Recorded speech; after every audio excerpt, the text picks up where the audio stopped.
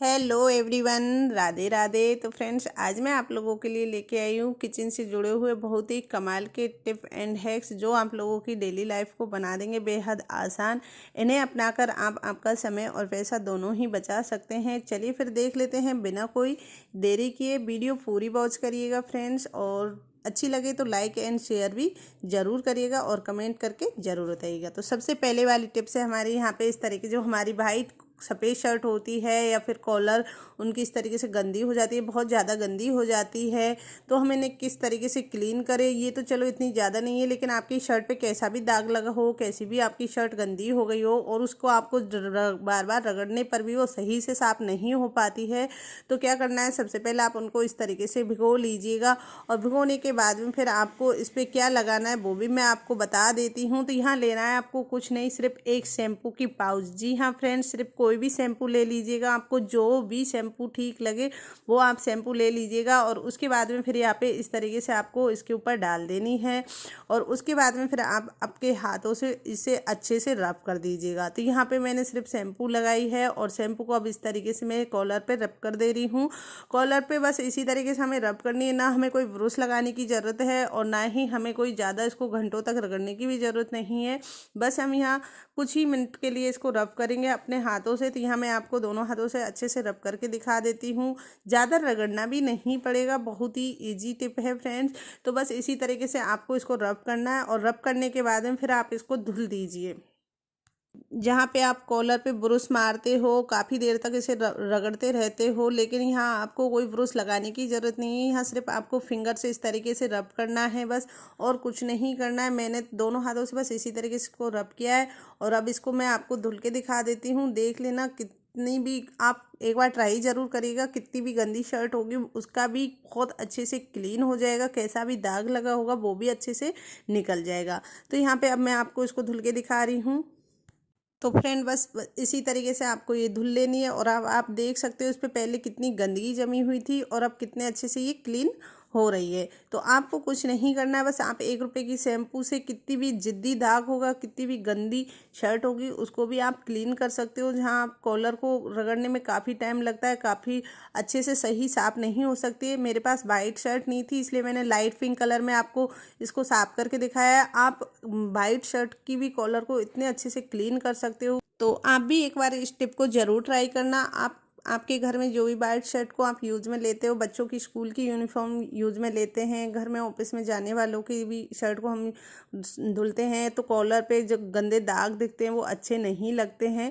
तो इस तरीके से आप आपके शर्ट को 1 रुपए की शैम्पू से ही क्लीन साफ कर सकते हो। बहुत ही यूजफुल टिप रहेगी, उम्मीद करती हूँ आपको पसंद आएगी। चलिए देखते हैं अगली टिप्स। तो इस तरह की स्टील की हम मसालादानी सब यूज में कर लेते हैं, और उसके बाद जब इसमें से जो मसाला गिरता है और वो बार बार में हमारी मसालादानी गंदी हो जाती है, और इसे हम रोज़ रोज़ धुल सकते हैं नहीं है, और जल्दी से ये ख़राब ना हो, तो उसके लिए हमें क्या करना चाहिए कि जल्दी से ख़राब भी ना हो और जो मसाला गिरे वो इसके अंदर ना गिरे। इससे इस तरीके से हम क्लीन कर लेंगे, और उसके बाद में हमें इसमें क्या करना चाहिए जिससे कि जो मसाला गिरे तो वो इसमें अधपर में ही रह जाए। तो उसके लिए हमें यहाँ लेना है टिश्यू पेपर। जी हाँ फ्रेंड्स, आप कोई भी टिश्यू पेपर ले लीजिए, और टिश्यू पेपर के बाद फिर इस तरीके से इसमें लगा दीजिए। इस तरीके से आप जब टिश्यू पेपर लगा दोगे, और उसके बाद में जब आप जो मसालेदानी डिब्बे हैं उनको रखोगे, और उसमें से जो भी गिरने वाला मसाला है वो इसमें अधपर में ही रह जाएगा, और नीचे मसालेदानी गंदी नहीं होगी।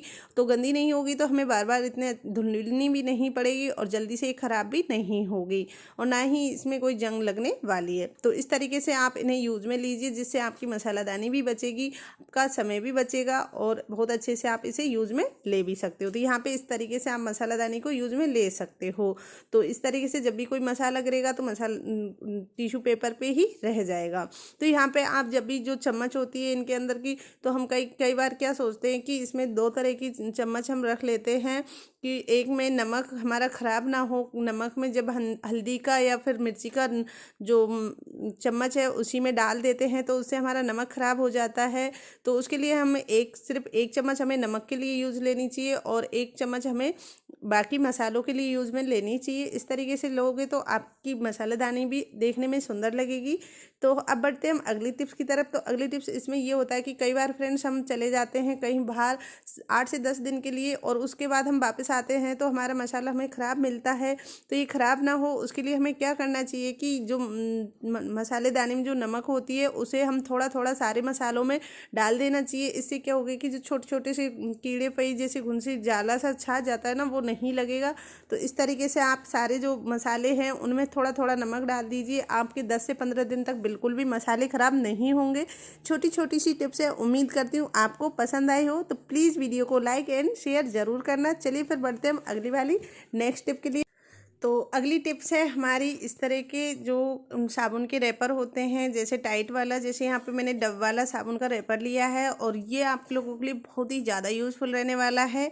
तो इसमें हमें सबसे पहले कर लेने छोटे छोटे से हॉल। तो यहाँ पे मैं एक बड़ा सा छेद कर लेती हूँ इसमें नाइफ से। तो यहाँ पे इस तरीके से आपको इसके अंदर एक बड़ा सा हॉल कर लेना है और उसके बाद में जहाँ आपको छोटे छोटे से और छेद इसके अंदर कर देने हैं।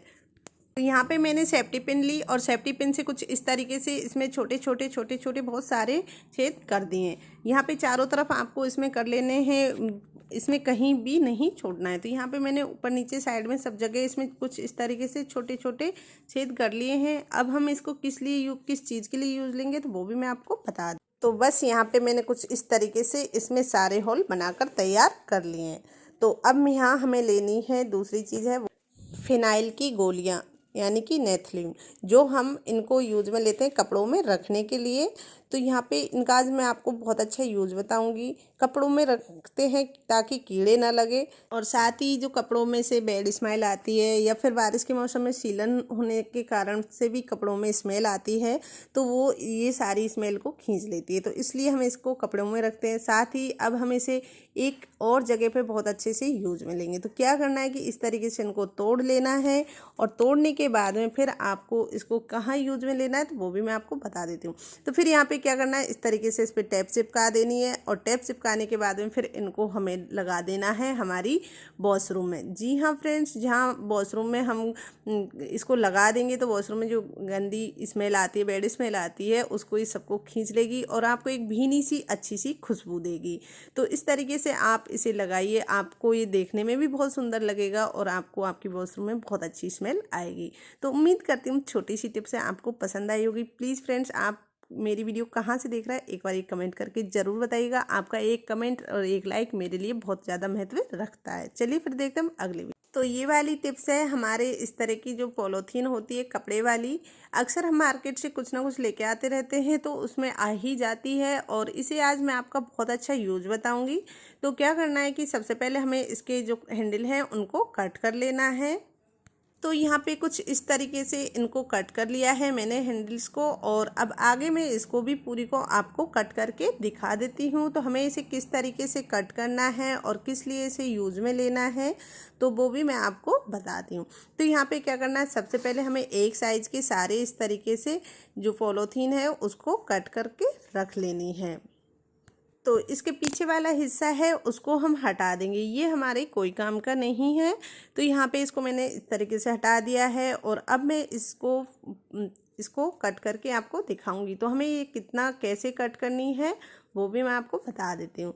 तो यहाँ पे कुछ इस तरीके से हमें एक साइज़ की इसको कट कर लेनी है। तो ऐसी जो पॉलीथीन होती है वो हमें घर में हमेशा बचा के रखनी चाहिए, इनको ऐसे ही नहीं फेंकना चाहिए। ये हमारे लिए बहुत ही ज़्यादा यूज़फुल रहती है, बहुत ज़्यादा काम आती है, हमको घर में छोटे छोटे कामों में बहुत ज़्यादा हेल्प करती है। तो यहाँ पे इस तरीके से मैंने इसको कट कर लिया है, छोटे छोटे हिस्से इसके मुझे एक जैसे सब कट कर लेने हैं।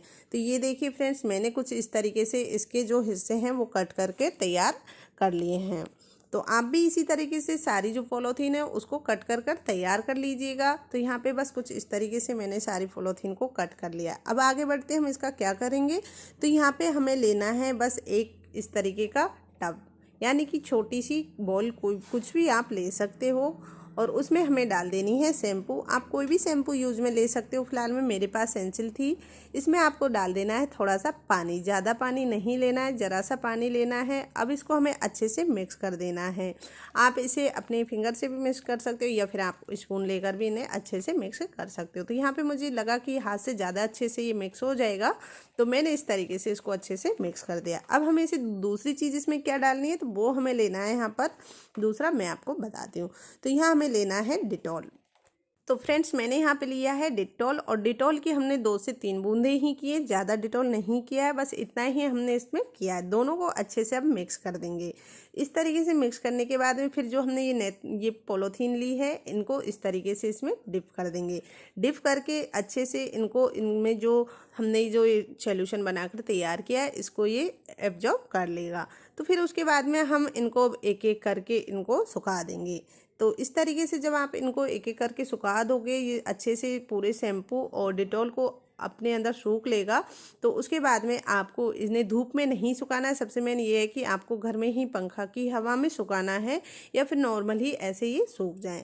तो इस तरीके से मैंने यहाँ पे इनको एक एक करके खोल कर सुखाना शुरू किया, और कम से कम इनमें 2 से 3 घंटा सूखने में लग गई थी। तो आप ऐसे करिएगा कि शाम के टाइम पे इसको बना कर रखिएगा, रात भर में ये अच्छे से सूख जाएंगे। तो अब ये हमारे सॉफ्ट पेपर बनकर तैयार हो गए। जैसे कि हम बच्चों को स्कूल में सॉफ्ट पेपर भेज सकते हैं हाथ धोने के लिए, तो इस तरीके से मैं आपको एक को बता देती हूँ। जब ये सूख जाएगा उसके बाद में आपको पहले अपना हाथ गीला करना है। हाथ गीला करने के बाद में फिर आपको इसे अपने हाथ में रब करके देख सकते हो कि ये कितने अच्छे से वर्क करता है। या फिर हम कहीं सफ़र में जा रहे हैं तो उसमें भी हमें बहुत अच्छे से काम आ सकता है। तो ये देखिए कुछ इस तरीके से हमारे हाथों में बहुत अच्छे से फूल जाएगा, और जो हम सॉफ्ट पेपर लेते हैं वो अच्छे से फूलता भी नहीं है और अच्छे से काम भी नहीं करता है। अगर हम 1 से 2 सॉफ्ट पेपर लेते हैं तो वो हमारे हाथों में अच्छे से फूलता है। तो इससे आप बहुत अच्छे से आपके हाथों को क्लीन कर सकते हो। ये आप के बच्चों को स्कूल के लिए या फिर घर पे या फिर कहीं सफ़र पे जाने के लिए आप लोगों को बहुत ही ज़्यादा यूज़फुल रहेगा। तो इस तरीके से आप इसे यूज में ले सकते हो। उम्मीद करती हूँ छोटी सी टिप्स है आपको पसंद आई होगी। तो इसी तरीके से आप भी इसे बनाकर घर पे ही तैयार कर सकते हो। चलिए फिर बढ़ते हैं अगली वाली टिप्स की ओर। तो ये वाली टिप्स है हमारे जो किचन के बल्ब है या फिर घर में जो ट्यूबलाइट लगी है, उनमें जो इस तरीके से गंदगी छा जाती है और फिर वो कम उजाला करने लगते हैं। तो इनको हम कैसे साफ़ करें। और वैसे भी फिलहाल अब त्यौहार आना शुरू हो गए हैं, तो हमें घर की साफ़ सफाई भी करना शुरू करना है। तो धीरे धीरे हम सफाई करना क्यों ना शुरू करें। तो यहाँ पे मैंने सबसे पहले आप लोगों को दिखा रही हूँ लाइट को के बल्ब और ट्यूबलाइट को किस तरीके से हम क्लीन करेंगे। तो उसके लिए हमें क्या चाहिए वो भी मैं आपको बता देती हूँ। तो यहाँ हमें कोई भी बर्तन ले लीजिए और उसमें आप डाल दीजिए बेकिंग पाउडर यानी कि मीठा सोडा, और साथ में ही अब हमें इसमें दूसरी चीज़ क्या डालनी है। तो 1 चम्मच मैंने यहाँ बेकिंग पाउडर ले लिया है, और अब मैं यहाँ ले लूँगी दूसरी चीज़ है, आपको 1 लेमन ले लेना है। आपको जितना आपका मीठा सोडा है उतना ही आपको लेमन लेना है। तो यहाँ पे मैंने 1 लेमन कट किया और उसमें से आधा मैंने इसमें डाल दिया है। इसका हमें पेस्ट ज़्यादा पतला नहीं करना है, थोड़ा गाढ़ा ही पेस्ट रखना है ताकि ये हमारे जो बल्ब है उस पर अच्छे से लग जाए, ताकि बहे ना। तो यहाँ पे मैंने इसमें आधा लेमन किया है, पूरा नहीं किया है। और अब इसे मैं अच्छे से मिक्स कर लूँगी। तो यहाँ पे मैंने स्पून से इसको अच्छे से मिक्स कर लेना है। और अब हमें क्या करना है कि जो हमारा बल्ब है ये बहुत ज़्यादा चिकनाहट है, क्योंकि किचन का बल्ब है। तो इसको हम किस तरीके से क्लीन करेंगे, तो यहाँ पे मैं हाथ से ही इसे लगाऊंगी क्योंकि स्पून से ये लगेगा नहीं।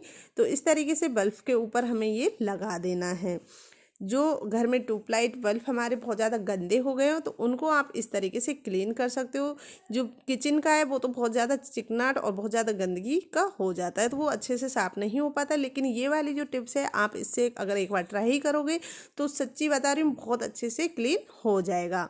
तो यहाँ पे इस तरीके से मैंने इसके ऊपर लगा दिया, और लगाने के बाद में फिर हमें इसे 5 से 10 मिनट के लिए छोड़ देना है। जी हाँ फ्रेंड्स, इसे आप 5 से 10 मिनट के लिए छोड़ दीजिए। तो ये देखिए मैंने इस तरीके से लगा के इसको 5 से 10 मिनट के लिए छोड़ दे रही हूँ। यहाँ पे मैं ट्यूबलाइट भी आपको क्लीन करके दिखा रही हूँ। ट्यूबलाइट मेरी रूम की है, तो ये इतनी ज़्यादा गंदी नहीं है, लेकिन गंदी है तो इसको भी मैं अच्छे से क्लीन करके आपको दिखा देती हूँ। तो इस तरीके से आपको ट्यूबलाइट के ऊपर भी अच्छे से लगा देनी है यही सॉल्यूशन। तो यहाँ पे मैंने दोनों के ऊपर अच्छे से लगा दिया है।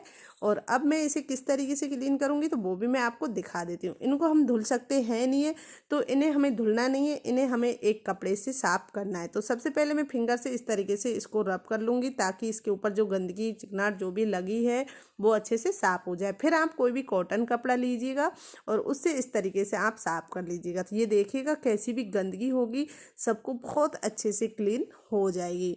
तो यहाँ पे आप ट्यूबलाइट को इस तरीके से क्लीन करिए, आपकी कैसी भी गंदी ट्यूबलाइट होगी बहुत अच्छे से क्लीन हो जाएगी। तो ये देखिए मैंने इस तरीके से जो मेरी ट्यूबलाइट थी रूम की उसको अच्छे से क्लीन कर लिया है। ना इसको हमें धुलने की ज़रूरत पड़ी, ना ही इसमें कुछ मतलब लिक्विड ज़्यादा अंदर गया है और कुछ भी, ये बहुत अच्छे से क्लीन हो गई है। तो ये देखिए इस तरीके से आप ट्यूबलाइट को बहुत ही इजी क्लीन कर सकते हो। तो यहाँ पे मेरी ट्यूबलाइट एकदम अच्छे से क्लीन हो गई है। अब बारी आती है बल्ब को। बल्ब को हमें किस तरीके से क्लीन करना है, क्योंकि बल्ब पे बहुत सारे जिद्दी दाग लगे हैं, बल्ब पे चिकनाहट है बहुत ज़्यादा और वो इस तरीके से क्लीन नहीं होगी। तो बल्ब की चिकनाहट को हम किस तरीके से क्लीन करें तो वो भी मैं आपको बता देती हूँ। तो ये देखिए ट्यूबलाइट मेरी एकदम से अच्छे से साफ हो गई है। अब मैं यहाँ क्लीन करती हूँ बल्ब को। तो बल्ब के लिए हमें क्या करना है कि जब इस पे इस तरीके से इसको हम फिंगर से साफ़ करेंगे छूट जाएगा, लेकिन हमें थोड़ा ज़्यादा रब करना पड़ेगा। तो ज़्यादा रब करने की ज़रूरत नहीं है, हमें ज़्यादा रब नहीं करना है, हमें बस इसके ऊपर लेना है स्क्रब। जी हाँ फ्रेंड्स, ये जो स्क्रब होता है ये स्क्रब लेना है। इसमें मैंने कुछ नहीं लगाया, सिर्फ स्क्रब ही है और इससे बस आपको इसको रगड़ देना है। बस इसी तरीके से आपको रगड़िए। ये हल्का सा गीला है, इसी में दबा के इसको मैंने लिया है, हल्का सा गीला है बस। और इससे इस तरीके से आपको पोंछ देना है और आपका जो बल्ब है इतनी अच्छे से क्लीन हो जाएगा कि आप खुद भी नहीं सोच पाओगे कि बल्ब वाकई इतने अच्छे से क्लीन हो गया। हमें सिर्फ पूछ इससे हल्का सा रब ही करना है, हमें कोई रगड़ना नहीं है। और जो ये साइड में होल्डर है इस पर थोड़ा सा हमें रब करना पड़ा है, बस जो भी आपके सामने है वही किया है। और गीला ज़्यादा नहीं करना है क्योंकि बल्ब के अंदर पानी नहीं जाने देना है, एलईडी इनकी ख़राब हो जाती है। तो इस तरीके से बस हमें साफ़ करना है और फिर हमें कोई जो कपड़ा है उससे इसको साफ़ कर देना है, धुलना नहीं है। बस इस तरीके से हम इसको कपड़े से साफ़ कर देंगे और आप देख सकते हो कितने अच्छे से क्लीन हो गया है। तो बस इसी तरीके से आप बल्ब को क्लीन कर सकते हो। तो ये देखिए इसके ऊपर आप पहले देख सकते हो कितनी चिकनाहट थी, कितनी गंदगी लगी हुई थी और अब ये कितने अच्छे से क्लीन हो गया है। तो उम्मीद करती हूँ छोटी सी टिप से आपको पसंद आई होगी। आप मेरी वीडियो कहाँ से देख रहे हो प्लीज़ कमेंट करके ज़रूर बताना और आपको मेरी टिप्स कैसी लगी ये भी आप कमेंट करके ज़रूर बताना। और आपकी एक लाइक और एक कमेंट मेरे लिए बहुत ज़्यादा महत्व रखता है। तो प्लीज़ वीडियो को लाइक एंड शेयर और चैनल को सब्सक्राइब ज़रूर करना। तो ये देखिए अब मैं इसको आपको लगा के भी दिखा देती हूँ। तो यहाँ पे मैं इसे लगा के दिखा देती हूँ। आप सोच रहे होंगे कि ख़राब हो जाए, तो ख़राब नहीं होता है फ्रेंड्स, बहुत अच्छे से क्लीन होता है। अगर आपको लगता है कि आपके बल्ब में थोड़ी बहुत दिक्कत आती है तो इस तरीके से आप जो फॉइल पेपर है उसको लीजिए, उससे हल्का सा रब कर दीजिए। इसके ऊपर जो कार्बन जमा होता है वो साफ़ हो जाएगा और आपका बल्ब और भी अच्छे से जलने लगेगा। तो यहाँ पे मैंने फॉइल पेपर हल्का सा ही रब किया 1 से 2 बार, कैसा भी आपका रुकता हुआ बल्ब अच्छे से जलने लगेगा। तो अब मैं आपको इसको लगा के दिखा रही हूँ। तो ये देखिए फ्रेंड्स इस तरीके से आपको इसे लगा देना है और ये देखिए बहुत अच्छे से जल जाएगा। तो उम्मीद करती हूँ आपको ये टिप पसंद आई होगी। तो चलिए फिर बढ़ते हैं अगली वाली नेक्स्ट टिप की ओर। तो अगली टिप्स है मेरी टमाटर को कट करने के लिए। कभी हम जब सैलेड कट करते हैं तो हमें एक जैसी सैलेड नहीं कट होती है, कहीं से मोटी कहीं से पतली। तो इसके लिए आपको क्या करना है, इस तरीके से आपको लेना है फॉग। जी हाँ फ्रेंड्स, इस तरीके से फॉग लीजिए और उससे एक एक उसमें देकर कट करिए। आपकी जो सैलेड है वो बहुत अच्छे से कट हो जाएगी और फिर आगे फिर बढ़ाइए और फिर उसमें इसको लगा दीजिए। तो आप जो सैलेड है उसको एक जैसा कट कर सकते हो और बहुत ही इजी भी इसे कट। हम इस तरीके से अगर सैलेड कट करेंगे तो हमें बहुत ही अच्छे से सैलेड कट भी हो जाएगी। इसकी जो सैलेड आपको कट करने में दिक्कत नहीं होगी। तो चलिए फिर हम बढ़ते हैं अगली वाली नेक्स्ट टिप की ओर। तो अगली टिप्स है हमारी मक्का को लेकर। जब भी हम भुट्टा सेकने के लिए घर पे भुट्टा लेके आते हैं तो इनके जो दाने हैं वो टाइट हो जाते हैं और इन्हें हम सेक नहीं पाते हैं। तो इनको हम निकालने में भी हमें दिक्कत होती है, हम इन्हें निकालने में हमारे नाखूनों में दर्द होने लगता है और नाइफ से काटो तो ये सही से नहीं निकल पाती है। तो इसके लिए मैं आप लोगों के साथ में बहुत अच्छी टिप्स शेयर कर रही हूँ कि इनका हम किस तरीके से दाने को निकालें। तो इनको सबसे पहले हमें बीच में से तोड़ देना है। तो इस तरीके से बीच में से तोड़िएगा और फिर उसके बाद में हमें इसके अंदर इस तरीके से नाइफ़ को दे देना है।